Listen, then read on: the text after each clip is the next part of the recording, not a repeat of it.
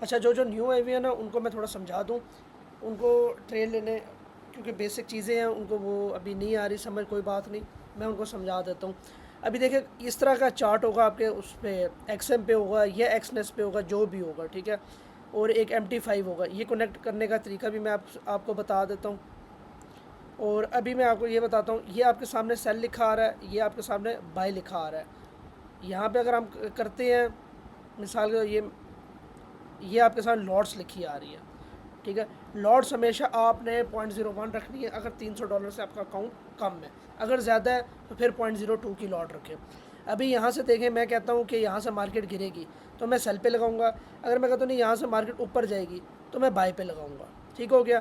اس کے بعد اگر ہم سیل کی سائڈ پہ جا رہے ہیں نا، نیچے جا رہے ہیں اور 47.25 پہ ہم نے سیل پکڑی ہے، تو ظاہری سی بات ہے مارکیٹ جتنی نیچے جائے گی آپ پروفٹ میں ہوں گے۔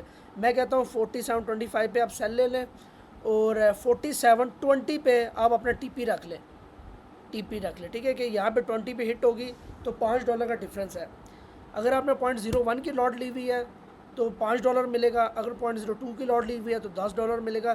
یہ آپ کی لاٹس پہ ڈپینڈ کرتا ہے، اور لاٹس ڈپینڈ کرتا ہے آپ کی کیپٹل اماؤنٹ کتنی ہے۔ اور اسی طرح بائی ہے، اپوزٹ ہے، میں کہتا ہوں یہاں سے مارکیٹ ابو جائے گی، اوپر جائے گی، ٹھیک ہے۔ تو جب اوپر جائے گی 47.25 ہے، اور ہم کہتے ہیں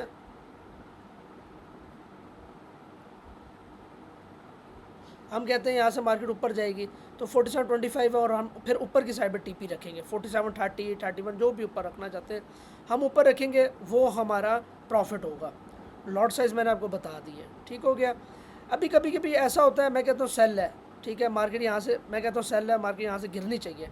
کبھی کبھی میجورٹی ٹائم ایسے ہی ہوگا کہ مارکیٹ اوپر جائے گی، نیچے، اوپر نیچے، اوپر نیچے، اس طرح ہوگا۔ میں آپ کو بتاتا ہوں، اب میں کہتا ہوں یہاں سے سیل ہے، ٹھیک ہے، لیکن مارکیٹ فوراً سیل نہیں کرے گی، کبھی بھی نہیں کرے گی، ٹھیک ہے، یہ کبھی بھی نہیں ایسا ہوگا۔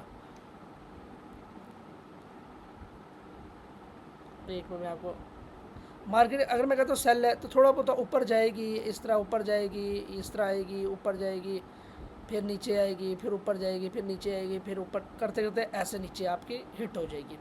ایسا نہیں ہوگا کہ یہاں سے میں نے سیل بولا تو ڈڑم سیل، ایسا نہیں ہوگا، بائی چانس کبھی ہو جائے لیکن اوپر نیچے جائے گی، ٹھیک ہو گیا۔ اور اسی طرح بائی میں کہتا ہوں تو بائی ایسے اوپر نہیں جائے گی، ٹھیک ہے، لازمی بات ہے۔ بائی جب میں کہوں گا وہ ایسے جائے گی، پھر نیچے جائے گی، پھر اوپر جائے گی، ایسے ایسے ایسے، پھر ایسے نکل جائے گی، تو اس طرح چلتا رہتا ہے۔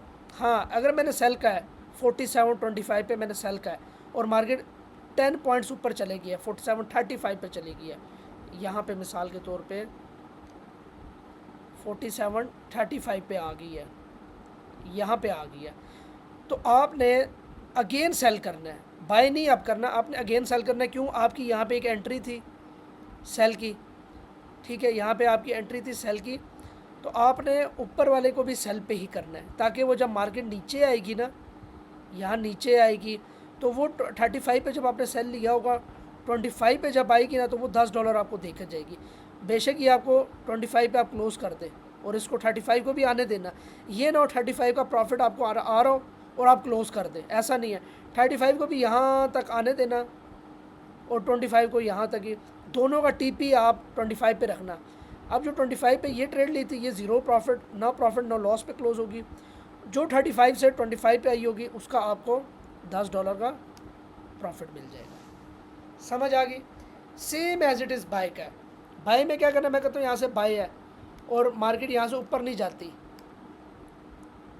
یہ میں ریز کر لوں، مارکیٹ یہاں سے اوپر نہیں جاتی، مارکیٹ 25 سے مارکیٹ نیچے آ جاتی، $15 10 ڈفرینس سے نیچے آ جاتی ہے، آپ نے اگین بائی کرنی ہے، ٹھیک ہے، اگین بائی یہاں سے پکڑنی ہے، تاکہ جب یہاں پہ ہم نے لی ہوگی نا اور یہاں پہ اگین ہم بائی لے لیں گے، تو جب وہ یہاں پہ ٹچ ہوگی نا تو یہ آپ کو $10 کا ڈفرینس دے جائے گی، اور یہ زیرو پروفٹ زیرو لاس پہ آپ کلوز کر دیں گے، تو آپ کا $10 سیدھا سیدھا نکل آیا۔ کنفیوز نہیں ہونا، گھبرانا نہیں ہے، مارکیٹ آپ کے مطابق بالکل نہیں چلتی، اوپر نیچے شفل کرتی ہے، ٹھیک ہو گیا۔ یہ چیزیں تھیں جو سمپل تھی، باقی اگر کسی کو نہیں سمجھ آتی آپ میرے سے پوچھ سکتے ہیں، واٹس ایپ نمبر آپ کو میں نے دیا ہوا ہے، کوئی بھی ایشو آپ میرے سے پوچھ لیں، میں جب آپ کو سگنل دیتا ہوں آپ تب بھی پوچھ لیں، اگر آپ کو سمجھ نہیں آتی، آپ کو کوئی ایشو ہوتا ہے آپ میرے سے پوچھ سکتے ہیں۔